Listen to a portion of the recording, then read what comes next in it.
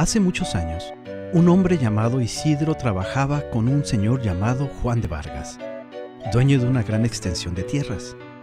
Isidro todos los días dedicaba un tiempo razonable a la oración y alabanza de nuestro Señor. Eso lo hacía durante el día.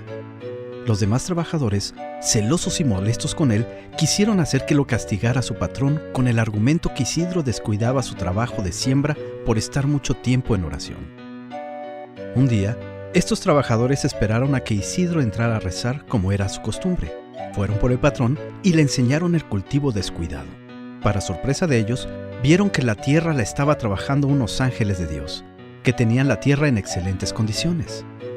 Esta bella historia de San Isidro Labrador es una clara explicación de la cita bíblica. Busca primero el reino de Dios.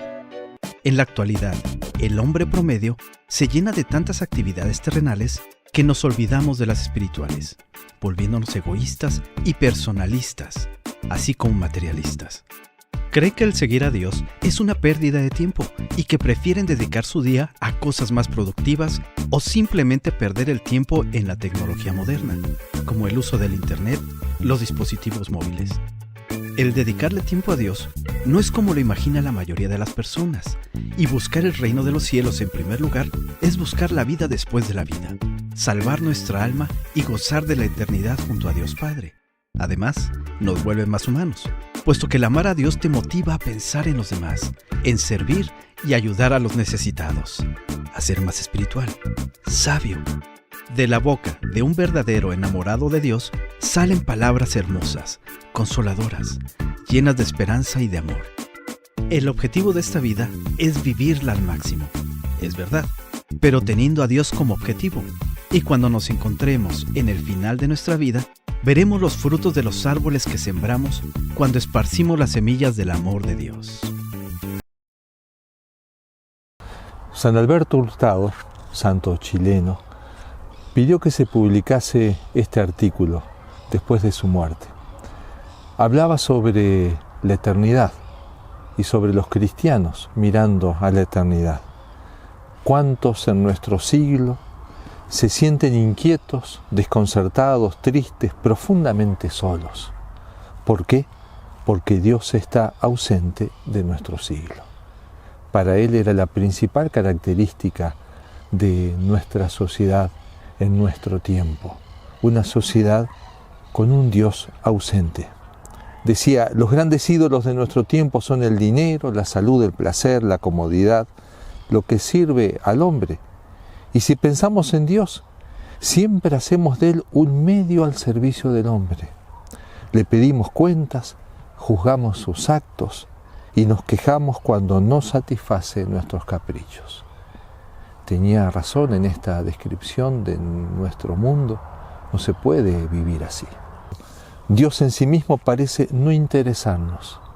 Lo que tiene que ver con Dios, la relación con Dios, la adoración, la contemplación, está olvidada. Interesa aquello que puede redituar, aquello que es útil, aquello que resulta eficaz. Pero dice, inclusive los cristianos, a fuerza de respirar esta atmósfera, estamos impregnados de materialismo práctico. Confesamos a Dios con los labios, pero nuestra vida de cada día está lejos de Él. Nos absorben 1000 ocupaciones, nuestra vida de cada día es pagana. Inclusive lamentaba como tantos cristianos, cuantos bautizados, decía, lloran delante de una tumba como los que no tienen esperanza. Eso en gran medida es el hombre de hoy. Esto no es el sermón de la montaña, esa presentación ideal del hombre pleno, el hombre en relación con Dios, con las cosas, pero una relación armoniosa, de señorío, así como lo busca Jesús. Cuando el Señor dice, buscad primero su reino y su justicia, y todas esas cosas se os darán por añadidura. Nosotros estamos habitualmente detrás de la añadidura, detrás de las preocupaciones del comer, del vestir, de las deudas, de la salud. Pero se dan cuenta, son cosas importantes, pero son añadidura. frente a esas añadiduras, Jesús insiste, no estén preocupados, no se preocupen del mañana. El mañana se preocupará de sí mismo. Entonces, ¿qué quiere decir con esto? No hay que trabajar, no hay que ocuparse en ganar el pan de cada día. San Juan Crisóstomo se apura a responder. Diciendo esto, no prohibió el trabajo, sino la solicitud. Esa preocupación inquieta, esa angustia. Lo mismo que llevaba a Marta, hermana de Lázaro y de María, a estar solicitada, angustiada por tantas cosas. Jesús le reprocha, muchas cosas te fatigan, muchas cosas te angustian. Se te está escapando lo único necesario, se te está escapando la vida. Ese es el mandato entonces.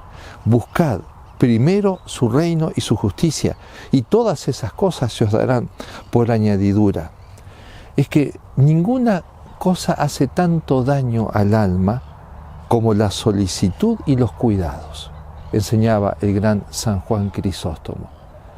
No hay cosa que haga más daño al alma, pero inclusive no hay cosa que haga más daño al cuerpo, porque un montón de pesares del cuerpo, un montón de enfermedades tienen que ver principalmente con nuestras angustias, con nuestras solicitudes, con más abandono en la fe, en la confianza en Dios, con más abandono en la providencia, hasta el cuerpo estaría más sereno y con menos angustia, y con menos problemas digestivos y con menos problemas nerviosos.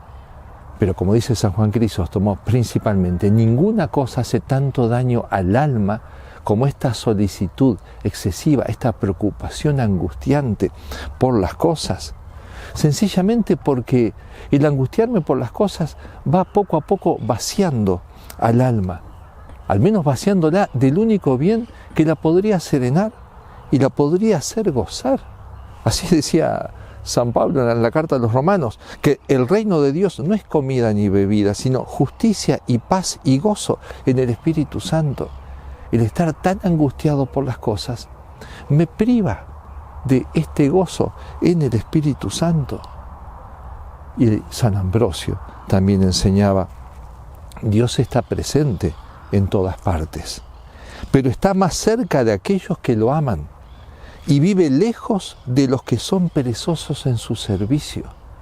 Por eso, el estar tanto detrás de las cosas y olvidando el servicio de Dios hace que lo alejemos a Dios. Por eso entonces se hace tanto daño al alma. Estamos detrás de la añadidura y no nos damos cuenta que Dios estaría dispuesto inclusive a concedernos la añadidura, pero si ubicamos las cosas jerárquicamente, que los amores se ordenen jerárquicamente, primero el amor a Dios, primero el reino de Dios, después la añadidura. Cuando Salomón, tan jovencito, tiene que enfrentar ese momento crucial en su vida, se tiene que hacer cargo del reino de Israel, todo el pueblo elegido, ahora estará bajo su dirección, reza una oración preciosa. ¿Qué es lo que pide? Sabiduría, prudencia para gobernar bien a un pueblo tan numeroso. Esta oración agradó tanto a Dios que le dijo, has pedido discernimiento para saber juzgar. Cumplo tu ruego y te doy un corazón sabio e inteligente, como no lo hubo antes de ti ni lo habrá después. También te concedo lo que no has pedido, riquezas y gloria, como no tuvo nadie entre los reyes. Se trata de buscar el reino de Dios entonces, pero buscarlo con ansiedad, buscarlo con grandes deseos, como lo pide también la bienaventuranza. Felices aquellos que tienen hambre y sed de justicia. El hambre no admite razones, decía Januset. Los más seductores razonamientos son incapaces de convencer al que tiene verdaderamente hambre. Y aquel que es capaz de orientar su deseo, su hambre, a la gloria de Dios y al reino de Dios, ese es el que termina conquistando el corazón de Dios. Y decía Bossuet, la justicia reina cuando se le da a Dios lo que se le debe. Esa persona entonces va a tener el alma plena y va a terminar también gozando la añadidura. Pero en esta búsqueda de Dios, en esta búsqueda de su reino, de implementar su reino en mi corazón, en la familia, en la sociedad, en mi trabajo, es preciso tener grandes deseos, grandes ímpetus, tomar decisiones firmes. Decía Santa Teresa de Jesús, que hablaba tanto de estos deseos, de la eficacia de estos deseos. He visto claro no dejar de pagarme el Señor aún en esta vida ningún buen deseo. Le encanta a Dios que yo desee a lo grande. Me espanta lo mucho que hace en este camino animarse a grandes cosas, aunque luego no tenga fuerzas el alma. Da un vuelo y llega a mucho. A Dios le encanta que el corazón se extienda, se dilate a buscar y a desear grandes cosas. San Lorenzo Justiniano nos explicaba esto. El corazón no se dilata con las dimensiones naturales de longitud y anchura, sino con los deseos. Si no se inflama con la grandeza de los deseos, siempre permanecerá angosto y muy menguado e indigno para recibir el verbo. Por los deseos de la caridad es como se ensancha el corazón. Entonces, tengamos grandes deseos de buscar el reino de Dios, de buscar su justicia, primero en mi alma y después a través mío en mi familia y donde me toque actuar, firmes en la fe. Quizás también nosotros andamos angustiados y agobiados con demasiadas cosas, corriendo de aquí para allá, con muchas preocupaciones. Y no es que Dios no quiera que hagamos cosas. Ciertamente tenemos que trabajar, tenemos que servir. Pero, ¿cuál es la única cosa necesaria? Esta pregunta del Señor nos tiene que llegar a lo más profundo del corazón. Solamente una cosa es necesaria. ¿Cuál? La respuesta es evidente: ir al cielo. Para eso hemos nacido, para ir al cielo. Por lo tanto, amar como Cristo, amar como la Virgen. Y ahí es donde precisamente la oración, el trato con Dios, se nos muestra como esencial. No solamente por lo que supone de relación con aquel que nos ama, con aquel que nos perdona, con aquel que nos ha salvado, sino también porque solamente desde Jesucristo todas las demás obras que hagamos cobrarán sentido y se podrán llenar de caridad. Que María, nuestra Madre, nos ayude a dedicar esos tiempos oportunos a la oración a lo largo del día, a la semana, al mes, para que nuestro corazón pueda no agobiarse, no angustiarse, no apagarse a través de las obras, sino crecer en el servicio, pero un servicio hecho con el Señor, hecho desde esa contemplación del amor de Dios que nos lleva precisamente a amar y a vivir con Él y por como Él.